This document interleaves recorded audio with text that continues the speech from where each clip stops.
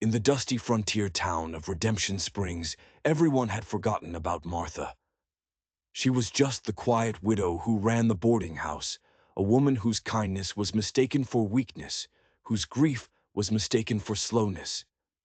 Folks saw her simple clothes and her tired eyes and dismissed her, casting her aside like a worn-out tool. They saw what was on the surface, but they never bothered to look deeper. But one man saw her differently. A rugged mountain man, a hermit named Ezra Cole, would ride into town once a month for supplies.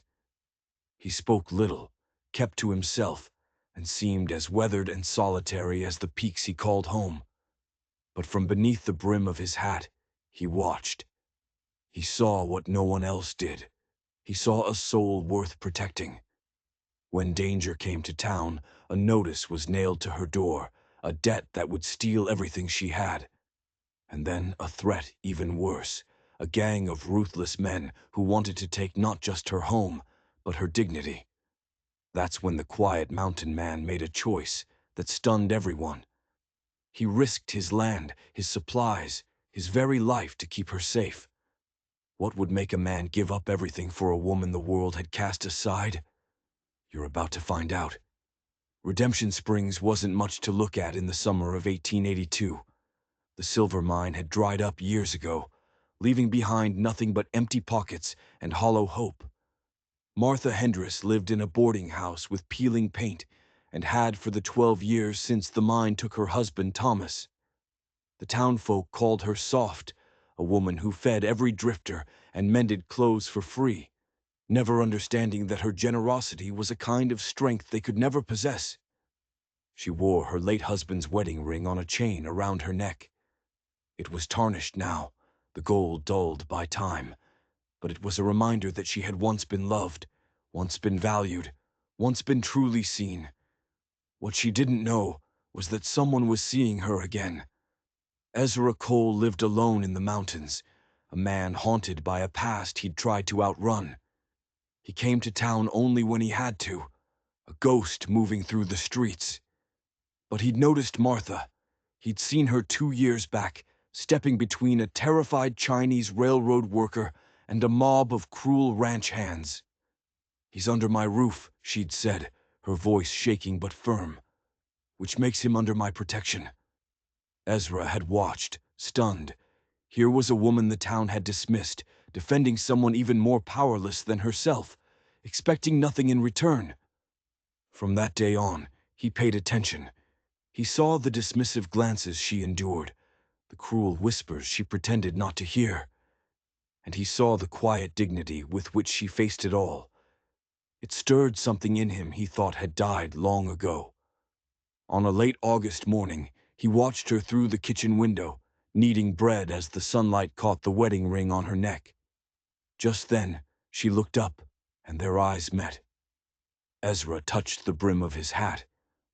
Martha smiled, a small, surprised smile, and nodded back. It was nothing, a brief exchange. But Ezra carried that smile with him all the way back up the mountain, a flicker of warmth in his solitary world. That evening, sitting on his porch, he made a quiet promise to himself. If Martha Hendris ever needed help, he would be there. He had no idea that promise was about to be tested. The notice appeared on her door the next Tuesday, a legal document nailed there by the banker's assistant. A small crowd gathered to watch, their faces a mixture of curiosity and cruel satisfaction. The words were cold and formal, but the meaning was a death sentence. Martha owed $340 in back taxes. She had 30 days to pay, or the property would be seized and sold at auction. $340. It might as well have been the moon. Martha stood on her porch, reading the notice with trembling hands. "I suppose this was inevitable," Mrs. Keene from the Mercantile said, loud enough for everyone to hear. "Can't run a business on charity." Martha carefully unpinned the notice, her fingers numb. She folded the paper, once, twice, as if making it smaller could shrink the problem. She went inside, closing the door softly behind her, and made it to her bedroom before her legs gave out. She sat on the edge of her bed, the paper clutched in her hand. The math was merciless. She had $4.60 in a coffee tin under her bed. The boarding house was all she had. Without it, she would be homeless, a beggar in a town that had already condemned her. She touched the ring on her neck. What would Thomas think? Would he be disappointed she'd failed? She didn't know. She only knew her boarders would need dinner soon. She couldn't let her crisis stop her from caring for them. She stood, smoothed her skirts, and went to the kitchen. Word spread through town like a disease. By evening, everyone knew. The saloon buzzed with talk of who might buy the property. No one talked about helping. The next morning, Martha swallowed her pride and went door to door. She offered to take in laundry, bake extra bread, clean houses. The answer was always no, sometimes polite, sometimes mocking. She went to the bank. Mr. Garrison, the president, listened with professional sympathy, which was no sympathy at all. "The taxes are 3 years in arrears, Mrs. Hendricks," he said. "Business is business." She left the bank feeling smaller than she ever had. She walked to the cemetery and stood at Thomas's grave. "I'm sorry," she whispered. "I tried. I really did." But what she didn't know was that someone had seen it all. Ezra Cole was in town that morning. He saw the notice nailed to her door. He saw her face go pale. He went to the saloon and listened to the vultures gloat. "340, one man laughed. "She'll never raise that kind of money." Ezra's hand tightened on his glass. He wanted to tell them what they were, but he knew actions mattered more than words. That night, back in his cabin, he did something he hadn't done in years.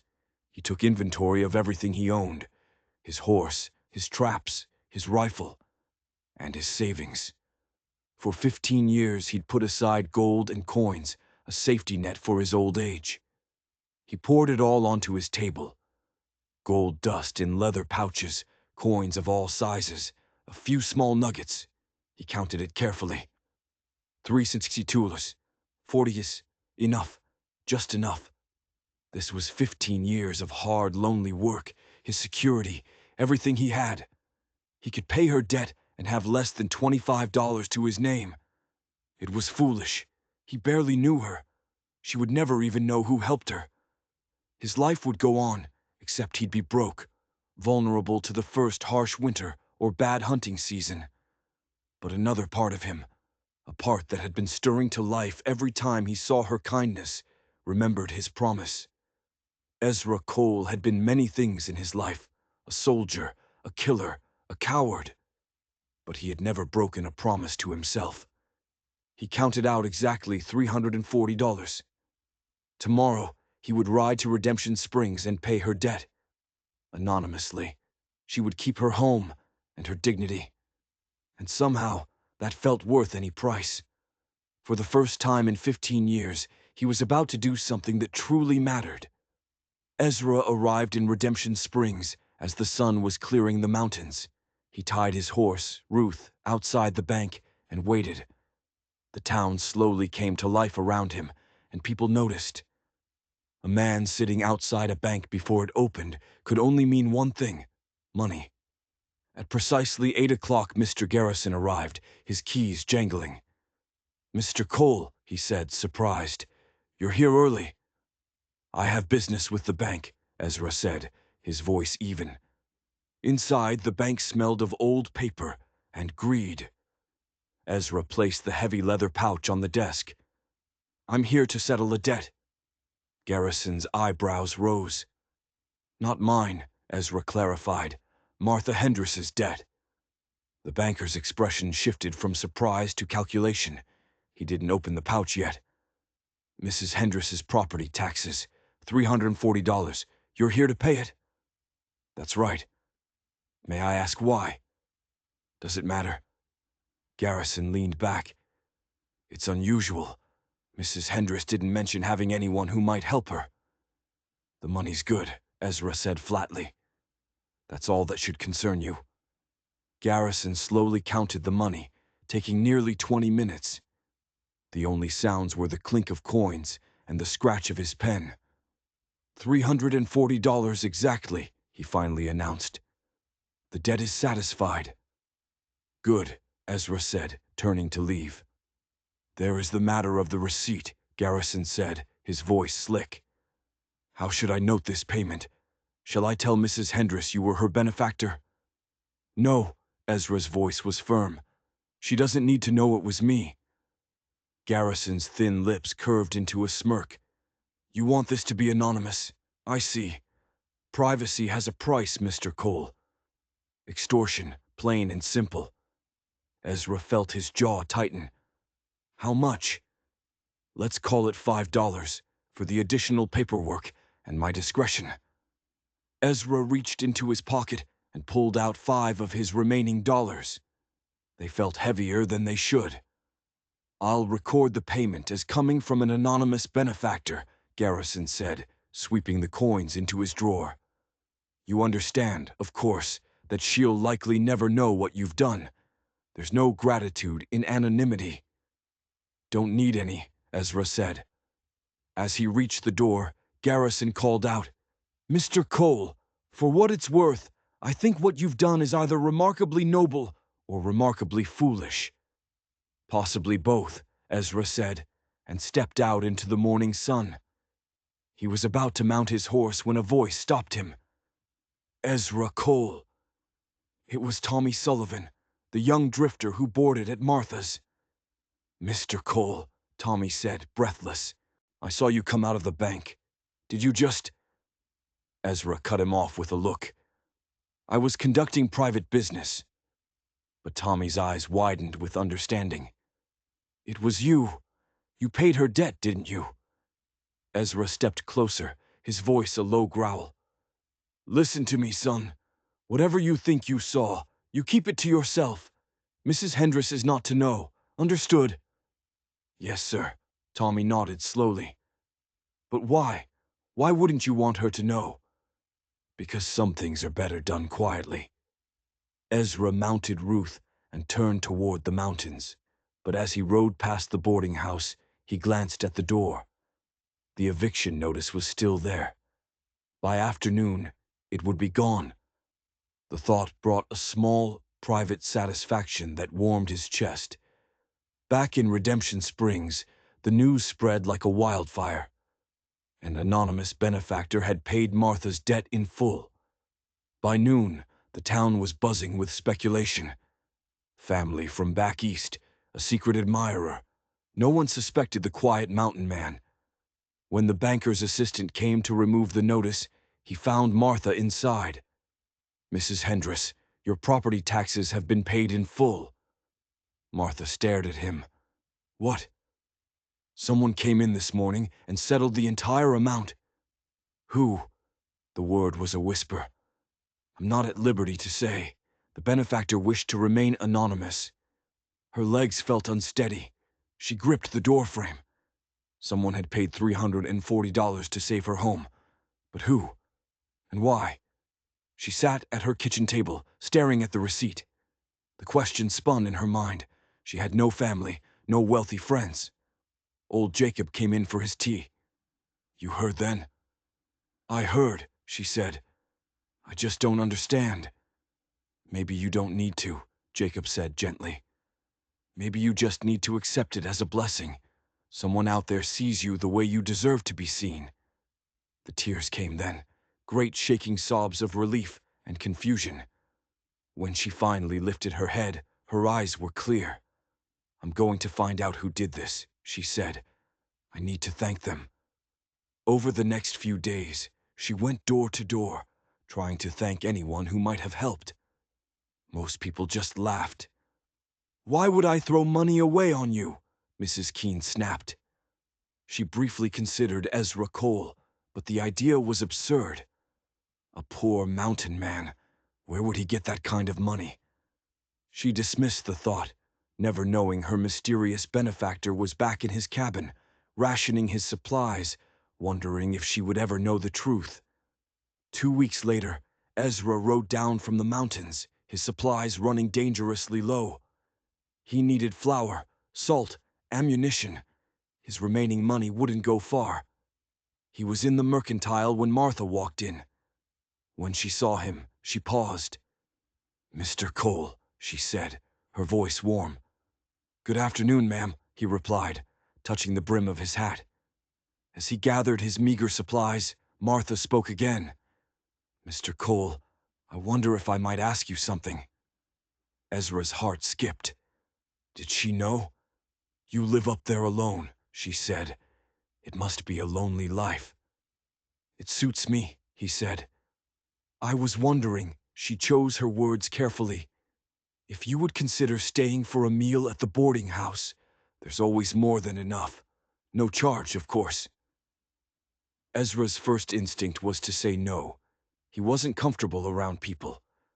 But she was looking at him with such genuine kindness in her eyes. "All right," he heard himself say. "I'd be obliged." "Wonderful," she smiled. "Dinner is at 6. He left the store in a daze. He had just agreed to have dinner, to sit at a table with strangers, to make conversation. The thought was terrifying and strangely appealing. The dinner at Martha's boarding house was a turning point.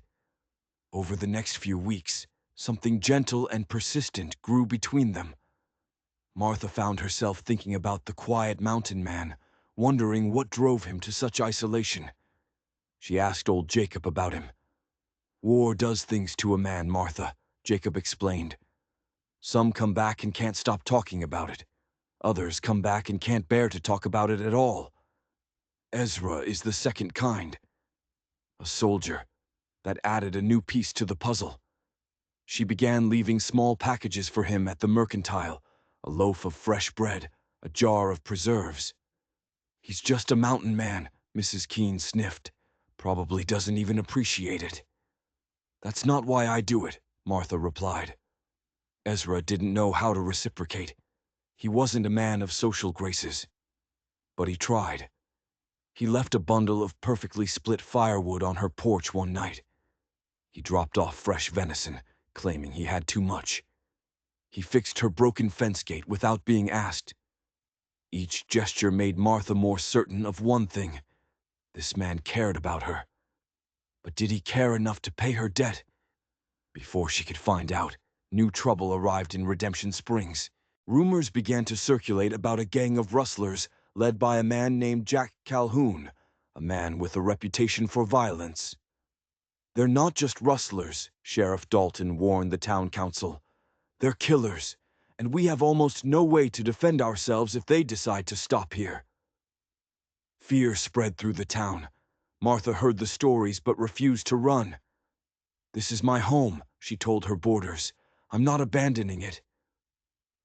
That evening, as she sat with her late husband's Bible, she heard frantic hoofbeats outside. It was Ezra, riding harder than she'd ever seen. "Spotted riders coming this way from the north," he said, his voice urgent.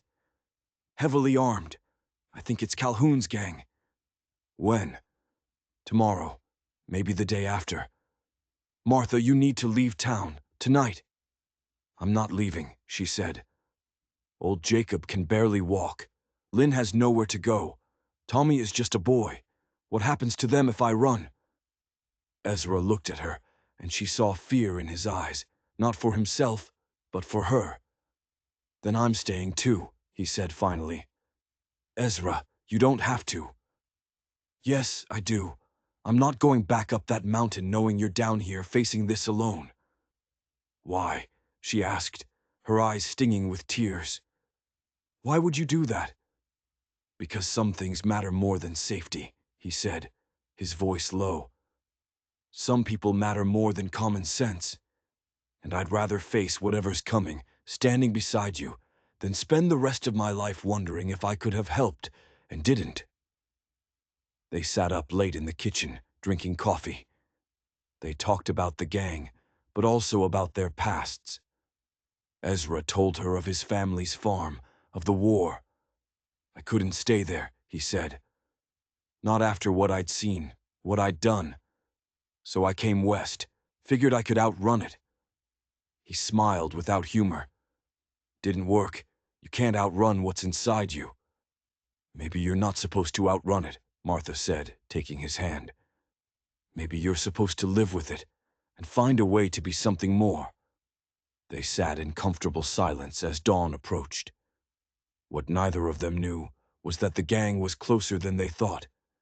Jack Calhoun and his men were already camped just miles outside of town, planning their descent. The gang arrived just as the afternoon sun began to dip.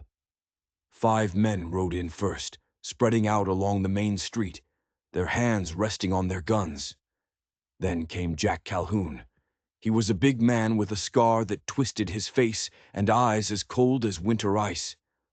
Violence clung to him like a shroud. The town went silent. Doors slammed shut. Windows were shuttered. Sheriff Dalton emerged from his office, his hand trembling. "I'm Sheriff Dalton," he began. "I'm going to have to ask you to move along." Calhoun just laughed. "Sheriff, we're just passing through. Need some supplies, a drink, and lodging." He pointed toward the boarding house. "That place still taking guests?" From her window, Martha watched with a growing dread. Ezra stood beside her, his body tense. "That's Calhoun," he whispered. "Wears his violence like a badge. Lock the doors. Don't let them in." But before she could move, there was a heavy knock. 2 of Calhoun's men were on her porch.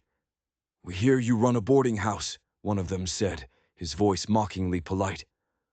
"We'd like some rooms." "I'm afraid I'm fully booked," Martha said, keeping the door open only a crack. "That's so?" the man sneered, peering past her. "Looks empty to me. Boss doesn't like being refused." The other man leaned against the rail. "Be a shame if something happened to this place. Old building like this probably catches fire real easy." Just then, Ezra appeared in the doorway behind Martha. His presence was unmistakable. "The lady said she's full up," he said calmly. "Best you respect that." The 2 men looked at Ezra with new interest. "Who are you, old man?" "Just a friend, and I'm suggesting you move along." The man laughed. "You suggesting? There's 5 of us, and 1 of you." "I can count," Ezra said. "Doesn't change what I said." The tension was thick enough to cut with a knife when Calhoun's voice broke the standoff. "What's the holdup, boys?" He walked up to the porch steps, studying Ezra. "This old woman says she's got no rooms," one of his men explained, "and her friend here thinks he can tell us what to do." Calhoun's cold eyes fixed on Ezra. "That right, friend? You think you can tell my boys what to do?" "I think," Ezra said carefully, "that the lady has the right to refuse service, and your boys should respect that." Calhoun smiled, a terrible expression. "Out here, rights are what men with guns say they are." He turned his gaze to Martha, his eyes crawling over her. "So here's what's going to happen, Mrs. Hendress. You're going to be charitable to me and my boys, and in exchange, we won't burn your little town to the ground." "Get off my property," Martha said, surprised by the strength in her own voice. Calhoun's expression darkened. He took a step onto the porch, and Ezra moved to block him. "That's close enough," Ezra said quietly. Calhoun stopped, studying Ezra with new intensity. "You know what? I'm starting to think you're more than just some mountain hermit. There's something about the way you move. Military." Ezra didn't respond. "Well, let me tell you something, soldier boy," Calhoun snarled. "Whatever you were in the war doesn't mean spit out here. You keep standing in my way, you're going to find out just how quick I can end this." "Maybe," Ezra said, his voice dangerously low. "But not before I end you, and I think you're smart enough to know that's true." It wasn't a threat, it was a statement of fact. For a split second, something flickered in Calhoun's eyes. Recognition. He was facing someone just as dangerous as he was. "Well, well," Calhoun said, forcing a smile. "Tell you what, we'll give you and your lady friend a pass. For now. But Mrs. Hendress," He looked past Ezra. "You and I aren't finished." He turned and walked away, his men following. Martha sagged against the doorframe, the adrenaline draining out of her. "Inside," Ezra said gently. "We need to figure out what we're going to do." That night the town held its breath. The saloon burned with light and the sound of rough laughter. At the boarding house, Ezra organized a watch. Martha brought him coffee as he sat by the window, his rifle across his knees. "Ezra," she said, "what you did today, you could have been killed." "Could have," he replied. "Didn't happen. But what if it had?" He looked at her then, his eyes searching hers in the dim light. "Spent 15 years up in those mountains, Martha, hiding from people, from connection, from anything that might matter enough to hurt. And today, when I saw those men threatening you, I realized something." "What?" "That I'd rather die protecting something that matters than live another day protecting nothing at all. I matter to you. You matter to me," he confirmed quietly. "More than is probably wise." She reached over and took his hand. "You matter to me too, Ezra." They sat like that for a long while, and it was the most intimate moment she'd had since Thomas died. It filled her with both joy and terror. "Ezra," she said softly, "I need to ask you something. When my debt was paid, was that you?" He went very still. "Why do you think it was me?" "Because Tommy saw you at the bank. Because you're the only person who's ever looked at me like I'm worth something. Because," her voice caught, "it's exactly the kind of thing you would do. Give away everything you have and expect nothing in return." He was silent for a long moment. "I couldn't let you lose your home," he finally said, his voice rough with emotion. "And I couldn't tell you because what I did was selfish in a way. I did it because I couldn't live with myself if I didn't." "That's not selfish, Ezra. That's the most selfless thing anyone's ever done for me. It's not about the money. It's about being seen." She lifted his hand to her cheek. "Thank you. For everything." "You've always mattered," Ezra said. "The world was just too blind to see it." By the time dawn broke, they were no longer two lonely people. They were partners. The next day, Calhoun and his men emerged from the saloon, hungover and mean. They terrorized the town, taking supplies, emptying the bank, beating anyone who looked at them wrong. Then, that afternoon, Calhoun appeared on Martha's porch again. This time, he was alone. "I've decided your boarding house would make a much better headquarters for me and my boys," he said through the crack in the chained door. "You're going to invite us in, and if you don't—" He leaned closer, his voice dropping to a venomous whisper. "I'm going to start hurting people you care about. Old Jacob first, then the Chinese fellow, then that boy, Tommy. And I'll make sure you watch every minute. You've got until sundown." He walked away, whistling. Martha leaned against the door, shaking. Ezra appeared, his expression grim. "He means it, Ezra. He'll do it." "I know," Ezra said.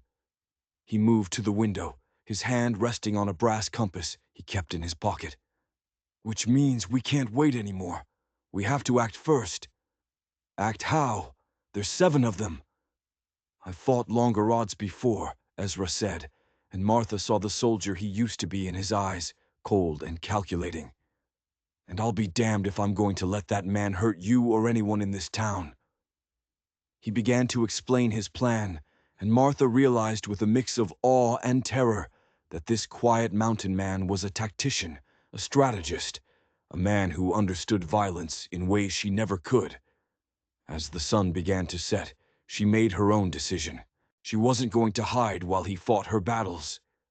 She carefully set aside the wedding ring she wore around her neck. That chapter was closed. This was a new one. "Tell me what you need me to do," she said, her voice steady and sure. "We need to know more about you," Martha said gently. "If we're going to trust our lives to your plan, we need to understand Ezra nodded. He sat at the kitchen table, and the others, Tommy, Jacob, Lynn, gathered around. From his saddlebag he pulled a faded photograph. It showed a much younger, clean-shaven man in a Union cavalry officer's uniform. His eyes held a dangerous intensity. "That's you?" Tommy breathed. "Captain Ezra Cole, 3rd Pennsylvania Cavalry," Ezra said, his voice flat. "I enlisted in '61, fought at Gettysburg, Petersburg. After the war, I stayed on, fought out west for 3 more years." He recounted his last mission, tracking a band that had taken hostages. "We got the hostages back," he said, his hands tightening on the table. "But we killed 16 men, warriors, old men, even a couple of boys no older than Tommy here. I was the one giving the orders." He told them about the last man he killed, a young warrior, no more than 17, trying to protect an old woman. "I had him in my sights," Ezra's voice dropped to a whisper. "He looked right at me, like he was asking me why. What gave me the right?" "What did you do?" Lynn asked quietly. "I took the shot. I always took the shot. That was my job." He pulled his hand away from Martha's as if he didn't deserve her comfort. 3 days later, I resigned my commission. I couldn't pull that trigger one more time. So I rode west until I couldn't go any further and told myself I'd never hurt another living soul unless I had no choice. "Why are you telling us this now?" Martha asked. "Because if we're going to do this, you need to understand what you're asking of me. The man in that photograph, the soldier who gave those orders, he's still in here. If I do what I'm planning, I'll be letting him out again, and I don't know if I can put him back." "What exactly are you planning?" "Calhoun expects us to flee or surrender," Ezra said, pulling out a rough map of the town. "What he doesn't expect is an assault. He doesn't expect us to bring the fight to him. We hit them hard, fast, and cut their numbers before they can organize." "You're talking about killing them," Lynn said, his voice shaking. "I'm talking about defending this town." Ezra's eyes were hard. "But yes, some of them will die." Martha looked at him, at the soldier he had been, and the man he was trying to be. "I'm not hiding while you put yourself in danger," she said. "This is my home, my people. I'm fighting beside you." Ezra looked like he wanted to argue, but something in her expression stopped him. "You ever fire a gun?" "My husband taught me." "All right," he said, pulling a pistol from his belt. "You'll cover me from the boarding house windows." They spent the last hour of daylight preparing. Ezra checked his weapons with practiced efficiency. Tommy and Lynn reinforced the doors and windows. Even old Jacob contributed. "I was at Antietam," he said. "Saw how soldiers positioned themselves. You'll want someone watching the north approach." As the sun dropped lower, Ezra stood by the window, watching the saloon. Martha came to stand beside him. "Promise me something," she said. "That you won't lose yourself in this. That soldier in the photograph, he's part of you, but he's not all of you." "I promise," Ezra said, squeezing her hand. Then the sun touched the horizon. The time for talking was over. Across town, Jack Calhoun poured another whiskey, smiling.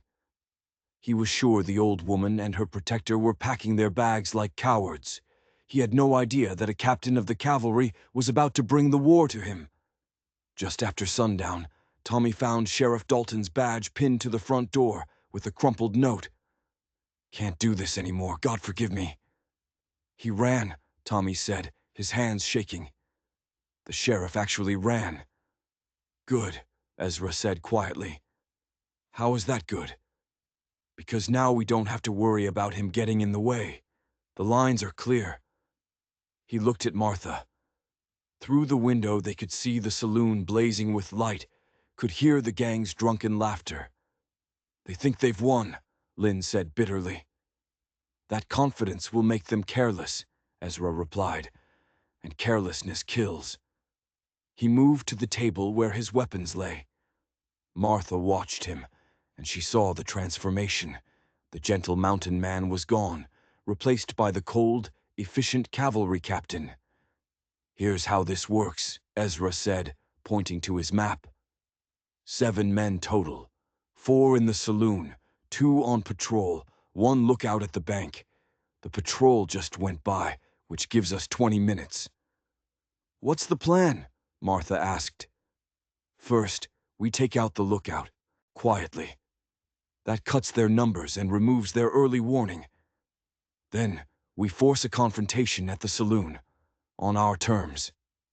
He looked at each of them.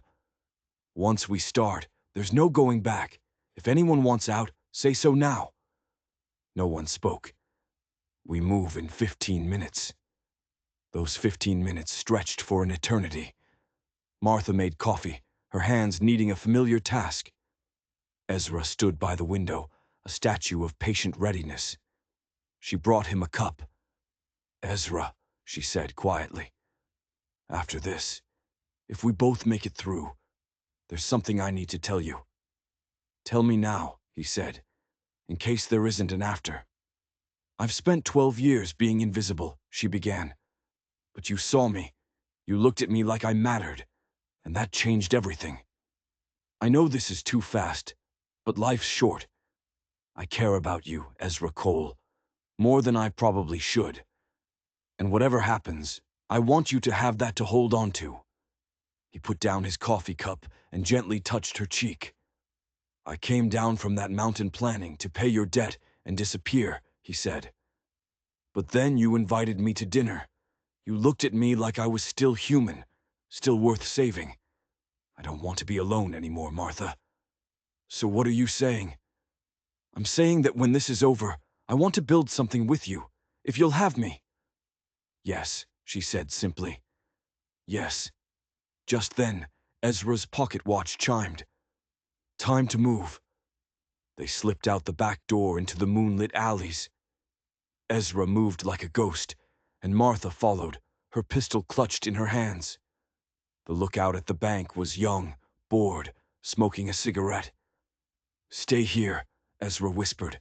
"I'm going to circle around behind him. What needs doing?" Before she could respond, he melted into the shadows.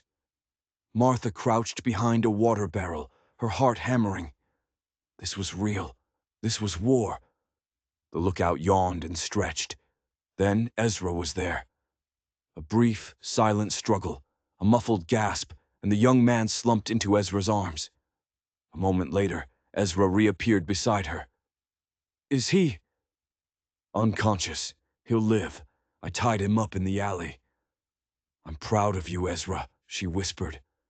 "Don't be," he said, his voice tight. "Not yet." The patrol was due back any minute. They ran, sticking to the shadows, until they were across the street from the saloon. Through the swinging doors, they could see 4 men drinking, laughing, their rifles leaning against the bar. Unprepared. Sloppy. "This is it," Ezra whispered. "Wait for my signal." He took a deep breath, and the last of the mountain hermit vanished. In his place was Captain Cole, a man about to do what he did best. Ezra took the first shot. From the shadows of the alley, his rifle cracked once, and the window of the saloon exploded inward. A man inside cried out and fell. Chaos erupted. Before the remaining 3 men could grab their weapons, Ezra was moving. He kicked open the swinging doors and fired twice more with his pistol. 2 more men went down. The last one, the lean man who had threatened Martha on her porch, dove behind the bar, firing wildly. "Martha, now!" Ezra yelled. From her position in the mercantile doorway, Martha raised her pistol and fired at the bar, the sound deafening. The shots were inaccurate, but they served their purpose, forcing the lean man to keep his head down. "You're dead, old man!" the man screamed from behind the bar. "Not yet," Ezra said, and kicked over a table, using it for cover as he reloaded. Just then, the 2 men from the patrol came running down the street, drawn by the gunfire. "Ezra, behind you!" Martha screamed. She fired her pistol at the approaching men, forcing them to take cover behind a horse trough. Ezra knew he was caught in a crossfire.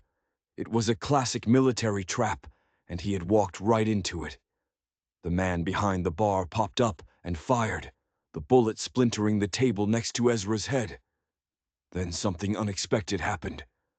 The doors to the houses and shops along the main street began to open. Men, and some women, emerged with whatever weapons they had. Old hunting rifles, shotguns, pistols.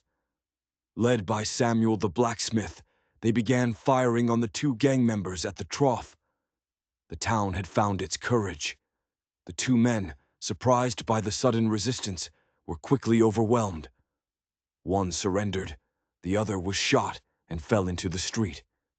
Now it was just Ezra and the man in the saloon, and Jack Calhoun, who had been upstairs. Calhoun appeared at the top of the saloon staircase, a shotgun in each hand. "You made a mistake coming here, soldier boy," he roared, and fired both barrels. The buckshot tore through the room, ripping apart tables and chairs. Ezra dove to the floor, the shots flying over his head. The lean man saw his chance. He rose from behind the bar, pistol leveled at Ezra. But he hadn't counted on Martha. She had moved closer, her fear replaced by a cold, protective rage. She fired one last time. The bullet caught the lean man in the shoulder. He screamed and dropped his gun. Now it was just Calhoun. He stood at the top of the stairs, reloading. Ezra knew he had only seconds. He rolled from behind the table, came up to one knee, and fired his rifle. The shot was perfect. It hit Calhoun in the leg, and the big man roared in pain, tumbling down the stairs to land in a heap at the bottom. The fight was over. The townspeople surged into the street, cheering. But Martha had celebrated too soon. As the crowd dispersed, a shout came from down the street. "Fire! The boarding house is on fire!" Martha's heart stopped. She spun to see orange flames licking at the back of her home, spreading rapidly across the dry roof. In the chaos, one of Calhoun's men, wounded but not out, had crawled away and set the blaze. "Tommy! Lynn! Jacob!" Martha screamed and ran toward the building. "Wait!" Ezra yelled, but she tore free. Those were her people, her responsibility. The front door was barred from the inside. She pounded on it frantically. Ezra arrived beside her. "Move!" He kicked the door once, twice. On the third strike, it burst inward. A wall of black smoke poured out. "Stay here," Ezra ordered. "Like hell I will." She coughed, and they plunged into the smoke together. The heat was intense. Her eyes watered, blurring her vision. "Tommy!" she cried. A muffled response came from upstairs. They stumbled toward the staircase, flames spreading across the ceiling above them. They found Tommy first, collapsed in the hallway. Ezra hoisted the young man over his shoulder. "Get him out," Martha yelled. "I'll find the others. I know this house better than you do." Ezra hesitated, then nodded and carried Tommy toward the stairs. Martha pushed deeper into the suffocating fog, feeling her way along the walls. She found Lynn in his room, trying to open a window that was swollen shut. She grabbed his arm and pulled him into the hall, but the smoke was disorienting. Which way was the stairs? Suddenly, Ezra was there again, a ghost in the smoke. "This way." He guided them, his hand on Martha's shoulder, moving with a certainty born of chaos. They reached the stairs just as the ceiling collapsed behind them. A wave of heat seared Martha's back, but they kept moving, stumbling out into the cool night air. Tommy was conscious, coughing, but alive. "Jacob," Martha gasped, looking at the inferno. "Where's Jacob?" Tommy's eyes widened in horror. "He was in the parlor, keeping watch." Martha turned to run back in, but Ezra caught her. "No, I'll go. You can barely stand." "And you've got a burned back and smoke in your lungs," he said, his face grim. "I'm going. That's final." He turned and ran back into the burning house. The crowd held its breath. The building groaned, timbers cracking. Part of the front porch collapsed. "Ezra!" Martha screamed. "Get out!" And then 2 figures emerged from the smoke. Ezra, blackened by soot, supporting Jacob. They were barely 10 feet from the building when it gave way. With a deafening roar, the boarding house collapsed in on itself, sending a geyser of fire and ash into the sky. The blast of heat knocked everyone back. Through the chaos, Martha could see Ezra and Jacob on the ground. People rushed to pull them clear. The doctor came running. Martha fought through the crowd to reach him. Ezra was sitting up, coughing hard. Jacob lay beside him, breathing, but barely. "You idiot!" Martha sobbed, kneeling beside Ezra, tears cutting clean tracks through the soot on her cheeks. "You absolute idiot! You could have died!" "Had to," Ezra coughed. "Couldn't leave him." "You couldn't leave him, so you nearly left me," she cried, all her fear and relief and love pouring out. "Don't you dare do that to me again." He reached up and touched her face. "I'm sorry, but I made a promise to protect people who matter." "That includes you," she said fiercely. "You matter, Ezra." Behind them, her home, everything she had worked for, was burning to the ground. 12 years of her life, gone. She should have been devastated. But instead she felt a strange, profound relief. The house had been her link to the past, to Thomas. Watching it burn, she realized Thomas would have wanted her to live, not just exist. He would have wanted her to find new happiness. Sometimes you have to let the past burn away to make room for the future. "It's just a building," she said quietly. Ezra looked at her, surprised. "What matters," she said, more firmly this time, "is the people. Everything else we can rebuild." The townspeople, their faces filled with remorse and determination, were already organizing. "We'll help," Mrs. Keene said, her voice genuine for the first time. "We should have helped years ago. We'll make it right now." As dawn broke, the territorial marshal finally arrived. He surveyed the scene, the captured gang, the burned-out building, the armed townspeople, with surprised approval. "Looks like you folks handled things," he said. He recognized Ezra's name.